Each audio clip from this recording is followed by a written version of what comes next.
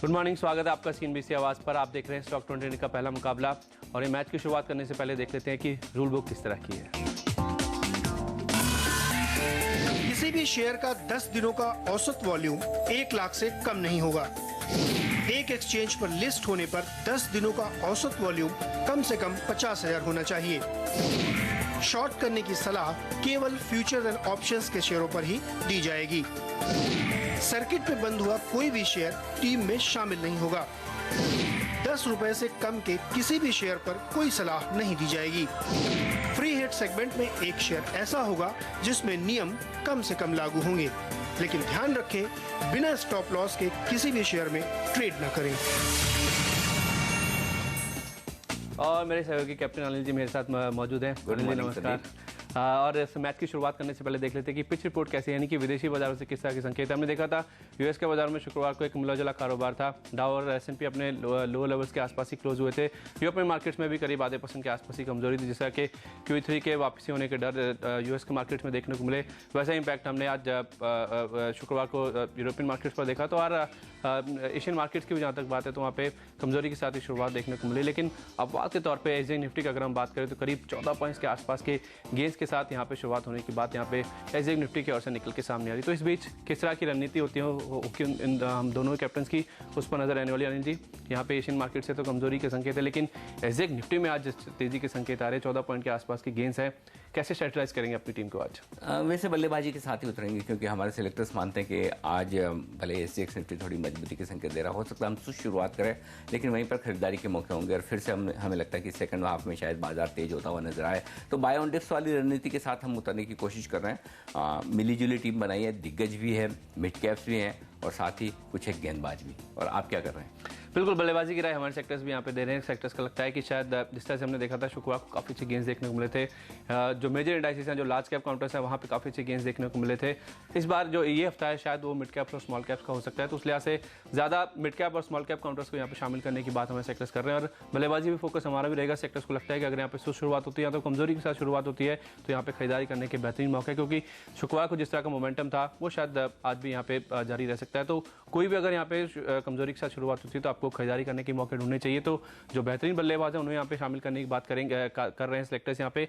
लेकिन थोड़ा सा टीम को बैलेंस करने के लिए गेंदबाज भी टीम में होंगे, लेकिन जो पलड़ा भारी है वो बल्लेबाजों का ही होगा। मिक्स टीम होगी जिसमें बल्लेबाज ज्यादा होंगे। लेकिन अनिल जी, शुरुआत किसके साथ करेंगे? दो ऐसे स्टॉक के साथ शुरुआत करेंगे जो आज बैंकिंग लाइसेंस के आखिरी दिन होने की वजह से सुर्खियों में रहेंगे। पहला है श्रीराम ट्रांसपोर्ट, और अब तक इस कंपनी को बैंकिंग लाइसेंस के लिए अप्लाई करना बाकी है। उम्मीद की जा रही है कि इनकी ग्रुप की होल्डिंग कंपनी की तरफ से शायद एक बैंकिंग लाइसेंस के लिए आज अर्जी दी जाएगी।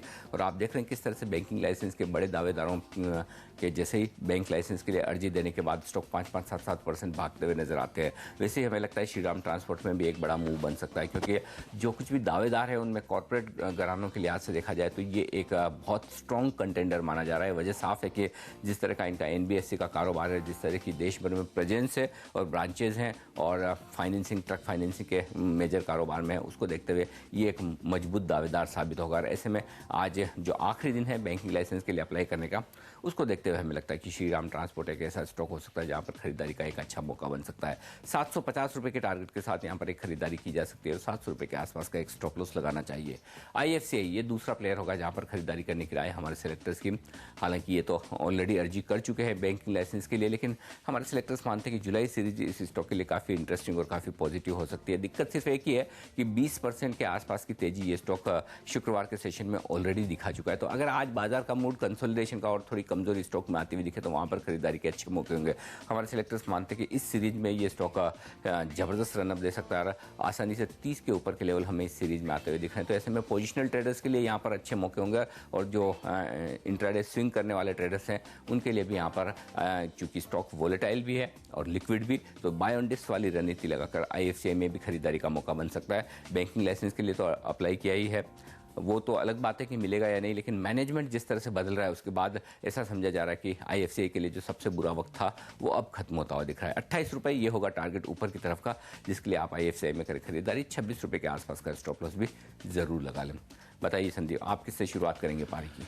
बल्लेबाज होंगे और 2 शिपिंग काउंटर्स को उतारना चाहेंगे बल्लेबाज के तौर पे।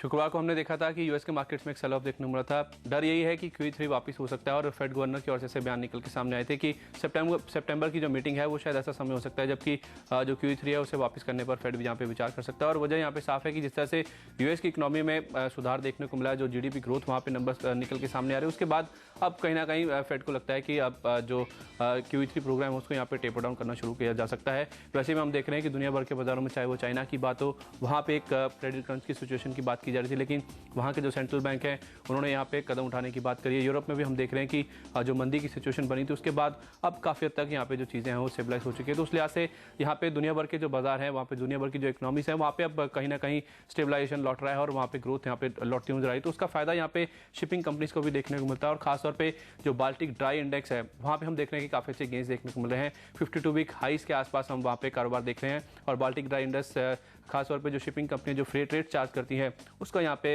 इंडिकेशन देता है कि किस तरह के फ्रेट रेट्स हैं यहाँ पे। तो अगर वो 52 वीक हाई के आसपास कारोबार कर रहा है तो सेक्टर्स को लगता है कि यहाँ पे शिपिंग कंपनीज के लिए भी काफ़ी अच्छी खबर है। तो सेंटीमेंट वाइज वहाँ पे गेंस देखने को मिल सकते हैं, इसीलिए आज शिपिंग कंपनीज को ओपनर के तौर पर उतारने की बात हमारे सेक्टर्स कर रहे हैं। शिपिंग कॉर्पोरेशन ऑफ इंडिया जो कि दिग्गज है, इस काउंटर को सबसे पहले उतारेंगे। 35.5 का टारगेट होगा आज के लिए।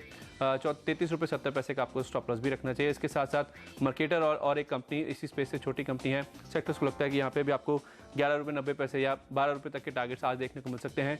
11 रुपये का आपको स्टॉप लॉस भी रखना चाहिए। और आइए अब देख लेते हैं मिस्टर डिपेंडेबल खिलाड़ी कौन से दोनों की टीम्स में है।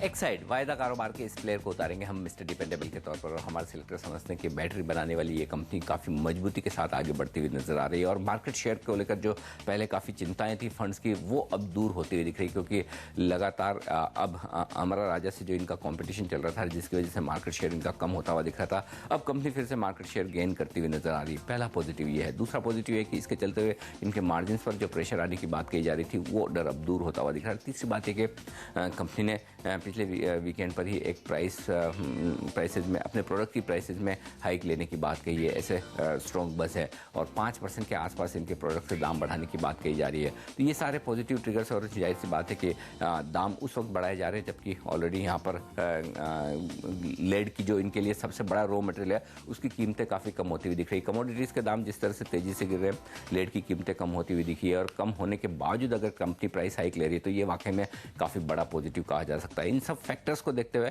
हमारे सिलेक्टर्स मानते हैं कि एक्साइड एक ऐसा स्टॉक है जो यहाँ से अच्छा खासा रनअप दिखा सकता है। और ऑटो सेक्टर में जिस तरह से pricing power in auto ancillary कंपनियों के पास आता हुआ दिख रहा है वो एक पॉजिटिव है। 128 रुपये के टारगेट के लिए एक्साइड इंडस्ट्रीज में एक खरीदारी का मौका हमारे सिलेक्टर्स देख रहे हैं। 120 के आसपास का स्टॉप लॉस भी जरूर लगाना चाहिए। स्पाइसजेट होगा आज का हमारा मिस्टर डिपेंडेबल खिलाड़ी।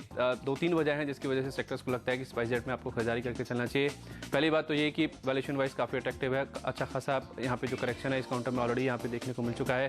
करीब 40 रुपये के आसपास तक के लेवल्स हमने यहाँ पे रिसेंटली इस काउंटर में देखे थे और अब आप देखें करीब 27 रुपये के आसपास ये काउंटर ट्रेड कर रहा है। तो वैल्यूएशन वाइज जो एक करेक्शन है वो इस काउंटर में लगभग हमारे सेक्टर्स मानते हैं कि पूरा हो चुका है। तो उसके बाद खरीदारी के काफ़ी अच्छे मौके हैं। इसके अलावा जेट एतिहाद डील को लेकर जिस तरह के विवाद हैं, जो यहाँ पे कमियां हैं, उसको यहाँ पे सुलझाने के लिए अब पीएमओ भी एक्शन में लौटा है। तो उस लिहाज से अगर वो डील होती है तो उसका एक रब इफेक्ट यहाँ पे स्पाइसजेट जैसी कंपनीज पे भी देखने को मिल सकता है। और तीसरी बड़ी बात है कि जिस तरह से फेस्टिव सीजन है, जिस तरह की डिमांड है, उसको देख के माना जा रहा है कि शायद नियर टर्म में यहाँ पे जो एयरलाइन कंपनीज हैं उनकी ओर से काफ़ी बड़ा एक स्टीप प्राइस हाइक यहाँ पे देखने को मिल सकता है। तो इन सभी फैक्टर्स के चलते सेक्टर्स को लगता है कि स्पाइसजेट एक बेहतरीन कंपनी है, वैल्यूएशन वाइज काफ़ी अट्रैक्टिव है। 27 रुपये के आसपास अवेलेबल है आज के लिए।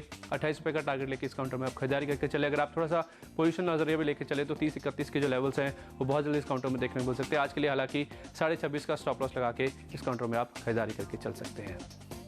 चलिए वक्त हो गया एक छोटे से ब्रेक का। लौट कर आएंगे, आपको बताएंगे मिडिल ऑर्डर के कौन से खिलाड़ी और साथ ही साथ फ्री खिलाड़ी भी।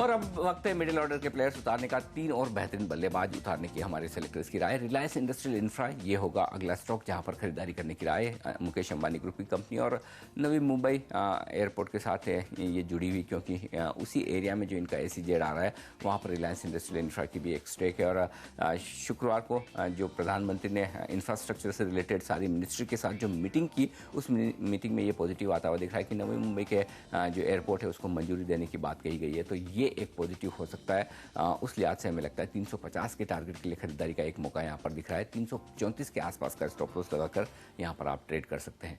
फ्यूचर रिटेल ये होगा अगला प्लेयर जहाँ पर खरीदारी करने की राय। और ऐसा समझा जा रहा है कि फ्यूचर रिटेल स्पेस में विदेशी निवेश को और बढ़ाने के लिए आज सरकार कुछ अहम ऐलान कर सकती है, और ये ऐलान होंगे तो जाहिर सी बात है कि सबसे बड़ा फायदा फ्यूचर रिटेल को मिलेगा। स्टॉक काफ़ी पिट पिटा के इन लेवल्स पर आ चुका है। दूसरी बात ये कि जब future retail scheme of arrangement के चलते डीमर्ज हुआ था तो एक और कंपनी जो अलग हुई थी वो भी आज लिस्ट होने वाली है। तो देखना ही होगा कि उसके वैल्यूएशंस किस तरह के होते हैं, और उस लिहाज से इस स्टॉक में एक खरीदारी का मौका दिख रहा है। लेकिन ये स्टॉक काफ़ी वोलेटाइल है, ऐसे में आप एक छोटा स्टॉप लॉस लगाए तो 89 रुपीज़ के आसपास का लगाना चाहिए। थोड़ा deep stop loss positional trade के लिए 84-85 के आसपास का बनता है। थोड़ा दूर है लेकिन वही बनता है। लेकिन हमें लगता है कि ये स्टॉक एक उछाल दिखा सकता है। वोलेटाइल स्टॉक ऐसे में बिना स्टॉप लॉस के या फिर ट्रेलिंग स्टॉप लॉस के ट्रेड करें 95 रुपये के टारगेट के लिए। GMR इंफ्रा ये होगा अगला प्लेयर जहां पर खरीदारी करने का मौका हमारे सिलेक्टर्स देख रहे हैं। वजह साफ है कि जिस तरह से इंफ्रास्ट्रक्चर सेक्टर पर अब सरकार का फोकस बढ़ता हुआ दिख रहा है, बड़े प्रोजेक्ट्स को क्लियर देने में सरकार अब थोड़ा सा फास्ट होती हुई नजर आ रही है। और उसको लेकर जिस तरह से बैठक हो रही है और जिस तरह से अलग अलग सेक्टर्स को इंफ्रास्ट्रक्चर का दर्जा देने की बात कही जा रही है, उन्हें देखकर हमें लगता है कि GMR इंफ्रा के लिए भी ये एक पॉजिटिव सेंटीमेंट वाला बात हो सकता है। 18.50 के टारगेट के साथ GMR में भी आज आप खरीदारी करके चलें। 17.25 के आसपास का एक स्टॉप लॉस जरूर लगा लें। संदीप बताइए आपके मिडिल ऑर्डर के प्लेयर्स। अनिल जी बल्लेबाज होंगे। आप कह रहे हैं कि काफ़ी सारे प्रोजेक्ट्स को अप्रूवल मिलेगा। नवी मुंबई एयरपोर्ट की आप बात कर रहे हैं, अगर उसको अप्रूवल मिलता है तो प्रॉपर्टी के दाम बढ़ेंगे। काफ़ी सारे ऐसे लोग हैं जो कि वहाँ पे निवेशित है, तो उनके पास भी काफ़ी पैसा आएगा, तो खरीदारी के मौके बनते हैं। हम भी यहाँ पे बल्लेबाजों के साथ ही शुरुआत करेंगे मिडिल ऑर्डर में। टाटा कम्युनिकेशन को उतारेंगे सबसे पहले बल्लेबाज के तौर पे। सेक्टर्स को लगता है कि जो खबरें निकल के आ रही हैं टेलीकॉम स्पेस को लेकर, खासतौर पे जो स्पेक्ट्रम थे खासतौर पे टाटा टेली और आरकॉम के, उसको इनको जो यहाँ पे एलोकेट किए गए तो उसको यहाँ पे सरकार ने वैलिड बताया, तो वो हमारे सेक्टर समझते हैं कि काफ़ी बड़ी राहत की बात है इन दोनों कंपनीज के लिए। टाटा टेली हालांकि हमारे रूल्स में यहाँ पे सेट नहीं होता, इसलिए टाटा कम्युनिकेशन को उतारे। शायद यहाँ पे एक रब इफेक्ट देखने को मिल सकता है। इसी ग्रुप की कंपनी है तो इसलिए 162 का टारगेट लेकर टाटा कम्युनिकेशन में खरीदारी करें। 154 का आपको स्टॉप लॉस भी रखना चाहिए। इसके अलावा 2 ऑयल क्षेत्रीय कंपनियां ONGC और ऑयल, यहाँ पे सेक्टर्स को लगता है कि खरीदारी करने का मौका है। दरअसल जिस तरह से गैस की प्राइसिंग यहाँ पे जो फॉर्मूला रखा गया है सरकार की ओर से, वो तो पॉजिटिव है ही इनके लिए। और जिस तरह से अब पेट्रोल की कीमतें यहाँ पे OMCs की ओर से बढ़ाई गई हैं, करीब 2-2.25 रुपये प्रति लीटर के आसपास के यहाँ पे जो बढ़त की गई है, उसका फायदा भी इन कंपनीज को मिलेगा, क्योंकि जो सब्सिडी का बोझ है इन कंपनीज के ऊपर उसमें यहाँ पे कमी देखने को मिलती थी। उस लिहाज से ये स्पेस पूरा ही ऐसी खबरों पे काफ़ी पॉजिटिवली रिएक्ट करता है। इसलिए ONGC में सेक्टर्स को लगता है कि आज 341 के टारगेट देखने को मिल सकते हैं। ऑयल इंडिया जो कि इसका करीब 10% के आसपास का साइज़ है, यहाँ पे भी सेक्टर्स को लगता है कि ज़्यादा तगड़े गेंस देखने को मिल सकते हैं। 592 का टारगेट लेकर इसमें भी खरीदारी करें। 563 का आपको स्टॉप लॉस भी रखना चाहिए। और आइए अब जानते हैं फ्री हिट खिलाड़ी कौन से हैं।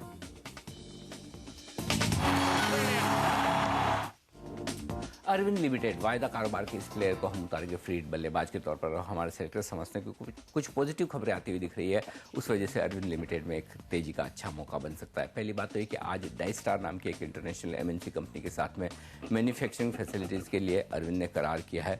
ये खबरें आज ऑफिशियली आती हुई दिखी है, तो ये एक पॉजिटिव है। और इतनी बड़ी इंटरनेशनल कंपनी के साथ मैन्युफैक्चरिंग फैसिलिटी शेयर करने की खबर अरविंद के लिए पॉजिटिव हो सकती है। लेकिन इसके साथ ही हमारे सेलेक्टर समझते हैं कि कुछ और बड़े डेवलपमेंट अरविंद लिमिटेड को लेकर होते हुए नजर आ रहे हैं। पिछली बार भी अरविंद लिमिटेड ने जब प्रेस कॉन्फ्रेंस की तो बाजार अंदाजा ये लगाया जा रहा था कि शायद लैंड डेवलपमेंट को लेकर बड़े ऐलान ये करते हुए नजर आए, क्योंकि अहमदाबाद के नज़दीक इनके पास में काफ़ी बड़ा लैंड बैंक है और उसकी वैल्यूएशन काफ़ी ज़बरदस्त है।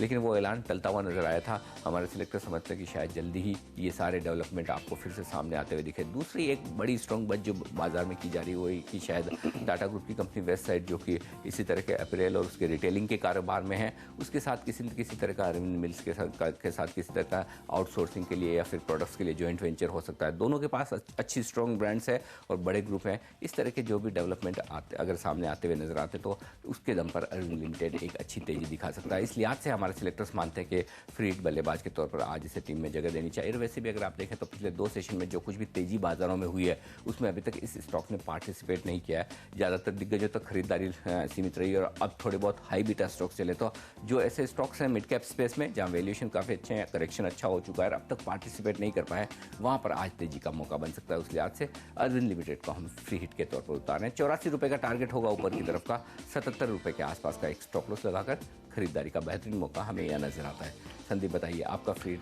बल्लेबाजी होगा? बिल्कुल बल्लेबाजी होगा और नौसिल को उतारना चाहेंगे फ्री हिट खिलाड़ी के तौर पे। सेक्टर्स को लगता है कि शायद मिड कैप और स्मॉल कैप में ही इस हफ्ते यहाँ पे काफ़ी अच्छे प्रदर्शन देखने को मिल सकते हैं, इसलिए एक स्मॉल कैप काउंटर को यहाँ पे उतारना चाहेंगे। सेक्टर्स को लगता है कि इस कंपनी की अगर हम बात करें तो रबर केमिकल्स बनाने और सप्लाई करने वाली देश की सबसे बड़ी कंपनी है और इस कंपनी को लेकर बस काफ़ी ज़्यादा स्ट्रॉन्ग है कि ये कंपनी शायद बायबैक पर विचार कर सकती है और इसी हफ्ते इस बोर्ड की यहाँ पे बैठक हो सकती है।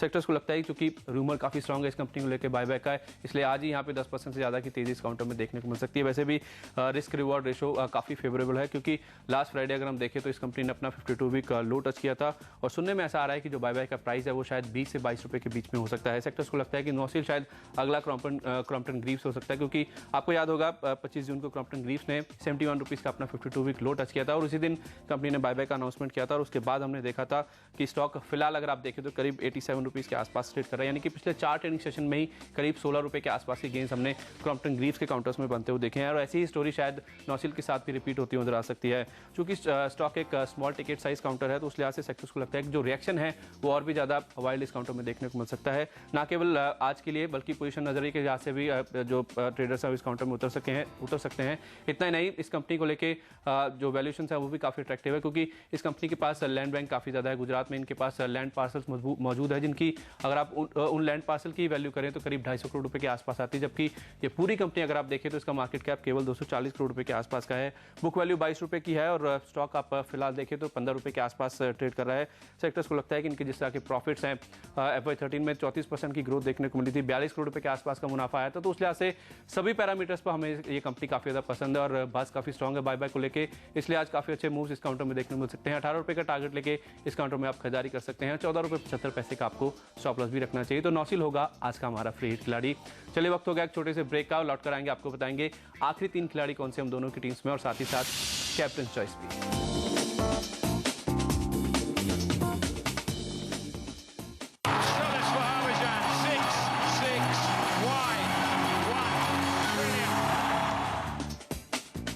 और अब वक्त है पिंच हिटर्स का। पिंच हिटर्स में कुछ गेंदबाज उतारने की रणनीति हमारे सिलेक्टर्स की। पहला होगा विप्रो। जिस तरह से शुक्रवार को यूएस इमिग्रेशन बिल को रखा गया है अमेरिकी संसद में, वो काफ़ी नेगेटिव समझा जा रहा है सारी आईटी कंपनियों के लिए और उसके साथ साथ रुपए में फिर से थोड़ी सी मजबूती लौटती हुई दिखी पिछले 2 सेशन में। उन सबको देखते हुए ऐसा लग रहा है कि एक बार की इन स्टॉक्स पर आज प्रेशर देखने को मिल सकता है। तो अगर बाजार को थोड़ा बहुत आज कमज़ोर होना है तो आईटी स्टॉक्स उसमें लीड करने की कोशिश करेंगे। कमजोरी को चार्ट्स पर ऐसा लग रहा है कि स्टॉक में 3-4% का एक करेक्शन बन सकता है। इन सबको देखते हुए 353 रुपये स्टॉप लॉस और 335 रुपये का टारगेट विप्रो में बिकवाली की राय। रिलायंस इंफ्रा ये अगला स्टॉक होगा जहां पर शॉर्ट पोजीशन बनाने की राय हमारे सिलेक्टर्स की और यहां पर भी खबरें आती हुई दिख रही कि दिल्ली के वो मेट्रो एयर प्रोजेक्ट से ये बाहर निकलते हुए दिख रहे हैं। जाहिर सी बात है कि एक के बाद एक जिस तरह से कॉन्ट्रैक्ट्स रिलायंस इंफ्रा छोड़ती हुई नजर आ रही है और मुश्किलों में है, उसको देखते हुए लगता है कि एक बार की ये भी एक हाई बीटा स्टॉक है, न्यूज़ पर रिएक्शन दे सकता है।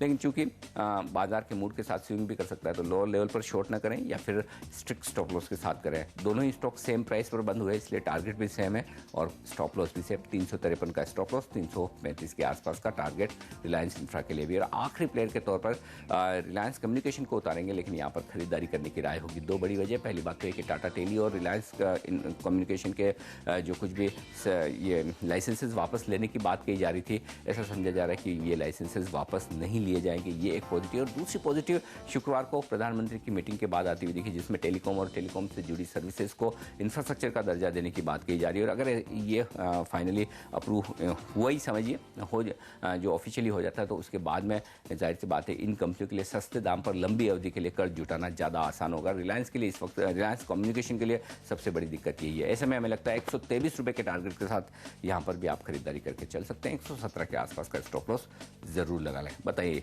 संदीप, टीम गेंदबाज उतारेंगे अब यहाँ पे पिंच हिटर खिलाड़ी के तौर पे। एचजीएल को सबसे पहले उतारेंगे गेंदबाज के तौर पे सेक्टर्स को लगता है कि जिस तरह का मूव यहाँ पे पिछले 2 से 3 ट्रेडिंग सेशन में देखने को मिल चुका है, उसके बाद शायद आज कुछ मुनाफा वसूली देखने को मिल सकती है, क्योंकि शुरुआत सुस्त हो सकती है। तो उस लिहाज से अगर यहाँ पे कोई भी पॉजिटिव शुरुआत इस काउंटर में देखने को मिल सकती है, आप शॉर्ट करके चल सकते हैं। आज के लिए सेक्टर्स को लगता है कि 36 रुपये आसपास तक के जो लेवल्स है वहाँ तक ये काउंटर नीचे जा सकता है। 38 रुपये का आपको स्टॉप लॉस भी रखना चाहिए। इसके अलावा टाटा मोटर्स GVR फ्राइडे को भी हमारी टीम में शामिल था, 4.5-5% तक के गेंस इस काउंटर में देखने को मिले थे। चूंकि हाई बीटा नेचर है तो उस लिहाज से अगर यहाँ पे शुरुआत किसी कोई भी कमजोरी के साथ देखने को मिलती है तो यहाँ पे भी शायद आपको जो नीचे की तरफ जो रुझान है वो ज़्यादा देखने को मिल सकता है। इसलिए 137 का टारगेट लेके इस काउंटर में भी शॉर्ट करें। 144 का आपको स्ट्रिक्ट स्टॉप लॉस भी रखना चाहिए। लेकिन आखिर में भी एक बल्लेबाजी उतारना चाहेंगे, SR ऑयल को उतारना चाहेंगे बल्लेबाज के तौर पर। जिस तरह से पेट्रोल की कीमतें यहाँ पे रिवाइज की गई हैं ऊपर की, और वो हमें सेक्टर्स को लगता है कि SR ऑयल के लिए भी काफ़ी ज़्यादा पॉजिटिव है, क्योंकि इनके पास भी करीब 14,500-1500 के आसपास के फ्यूल रिटेल आउटलेट्स हैं यहाँ पे देश भर में। तो उसका फायदा यहाँ पे SR ऑयल को भी देखने को मिल सकता है। सेक्टर्स को लगता है कि 64 का टारगेट लेके इसमें खरीदारी करें। 60 रुपीज़ का आपको स्टॉप लॉस भी रखना चाहिए। इसी के साथ हमारी टीम यहाँ पे कंप्लीट होती है। बल्लेबाज गेंदबाज दोनों के ऑप्शन आपके पास। अनिल जी, कैप्टन चॉइस क्या होगा? आपकी सेक्टर की कंपनी ONGC पर दाव लगाने की राय हमारे सेलेक्टर्स की भी होगी, और आज देश के दिग्गज FI broking house Morgan Stanley की तरफ से भी यहाँ पर एक रिपोर्ट आई है जिसमें उन्होंने अपग्रेड किया है ONGC को। जाहिर सी बात है कि स्टॉक काफ़ी सुर्खियों में है, और उस लिहाज से जब बड़े FIs बुलिश होते हुए दिख रहे हैं तो उसका एक इम्पैक्ट जरूर देखने को मिल सकता है। तो हमारी पसंद के तौर पर ONGC होगा। और मेरी टीम संदीप पूरी आपके सामने 2 गेंदबाज, बाकी 8 बल्लेबाज। आप क्या पसंद करेंगे? मिड ऑर्डर के बल्लेबाज RIIL के साथ जाना चाहेंगे। जिस तरह से आप कह रहे हैं कि यहाँ पे नवी मुंबई का जो एयरपोर्ट है उसको यहाँ पे अप्रूवल की बातें निकल के सामने आई PMO की ओर से, तो वो एक बहुत बड़ा पॉजिटिव इनके लिए हो सकता है। सेक्टर्स को लगता है कि आपने जो टारगेट सुझाए हैं वो शायद बहुत आसानी से आज अचीव होते नजर आ सकते हैं। तो रिलायंस इंडस्ट्रियल इंफ्रा ये होगा आज का हमारा कैप्टन चॉइस। चलिए पहले मैच में मुझे और संदीप को दीजिए इजाजत। बने रहिए हमारे साथ। ब्रेक के बाद स्टॉक 2020 का दूसरा मैच खेलेंगे आशीष और साथ ही हेमंत।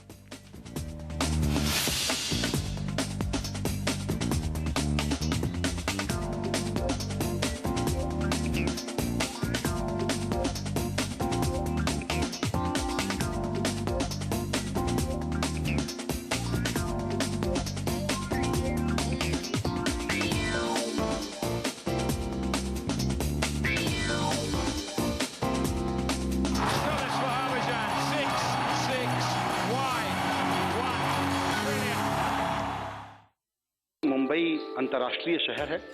जिस क्वालिटी की नाइट लाइफ होनी चाहिए, अर्बन स्पेसेस होने चाहिए, उसकी बड़ी कमी है। बहुत ज़्यादा लाइसेंसेस परमिशंस लगती हैं, उसको हटाने की कोशिश हम कर रहे हैं। हम ज़्यादा ही संस्कृति रक्षक बन रहे हैं। ये नहीं करना है, वो नहीं करना है, इसके ऊपर ज़्यादा हम लोग ध्यान दे रहे हैं। इंटरनेशनल सिटी करके अगर मुंबई को ब्रांड करना है तो जो आवश्यकताएं होती है एक बड़े मेट्रोपॉलिटन सिटी में, अंतर्राष्ट्रीय शहर में, वो हमको करना पड़ेगा।